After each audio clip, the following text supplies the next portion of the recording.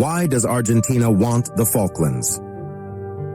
The Falkland Islands, a British overseas territory located off the coast of Argentina in the South Atlantic Ocean, have recently hit the headlines once again. This time, Argentina has signaled that it plans to renew its bid to reclaim the land, controlled by the UK since 1833. But why does Argentina want the Falklands, and what does this mean for the UK? Let's take a closer look. In 1982, Argentina contested British rule over the islands by launching an invasion, claiming that it had inherited the Falkland Islands from Spain in the 1800s. The then PM of the UK, Margaret Thatcher, opposed this and ordered her troops to war. The bloody battle lasted just 74 days, with 649 Argentinian soldiers, 255 UK servicemen, and 3 women who lived on the island all losing their lives. The UK declared victory on June 14, 1982, but Argentina has never renounced its claim over the islands.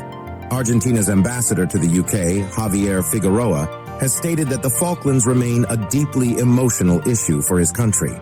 While the sovereignty over the islands is not really a visible issue in the UK, it is still an open wound for Argentina. In fact, as Figueroa has stated, the Falklands question is the highest priority of his country in foreign policy.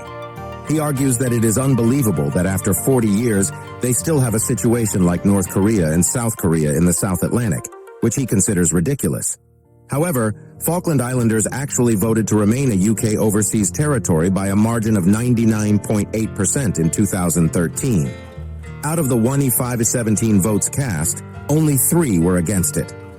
Some Argentinians have argued that it is the land the country wants, the territory, not the population. As Argentine President Alberto Fernandez noted in the UN General Assembly speech last September, he wishes to reaffirm the legitimate and imprescriptible sovereignty rights of Argentina over the Falkland Islands, South Georgia, South Sandwich Islands, and adjoining maritime spaces. He claims that they are Argentine national territory and are illegally occupied by the UK since almost 190 years. In 2016, both the UK and Argentina agreed to disagree about who actually ruled over the Falkland Islands. But they said they would cooperate on energy, shipping, fishing, and other issues that involved both sides in an effort to improve cooperation on South Atlantic issues of mutual interests. At G20 talks on Thursday in New Delhi, Argentina said it was not sticking by the pact. Argentinian Foreign Minister Santiago Cafiero told UK Foreign Secretary James Cleverly the news, later explaining in tweets that Argentina wants to resume negotiations over sovereignty with the United Nations in New York. The news was met with disappointment from the UK. The Minister for the Americas, David Rutley, was visiting Buenos Aires for a productive meeting at the time. He expressed disappointment at Argentina's decision, stating that Argentina has chosen to step away from an agreement that has brought comfort to the families of those who died in the 1982 conflict. What does this mean for the UK? The UK government has reiterated that it remains committed to the Falkland Islanders' right to self-determination and has no doubt about its sovereignty over the islands. However, the UK will also have to navigate the issue carefully to avoid further tensions with Argentina. If Argentina decides to pursue its claim through the United Nations, it could lead to a renewed diplomatic battle between the two countries.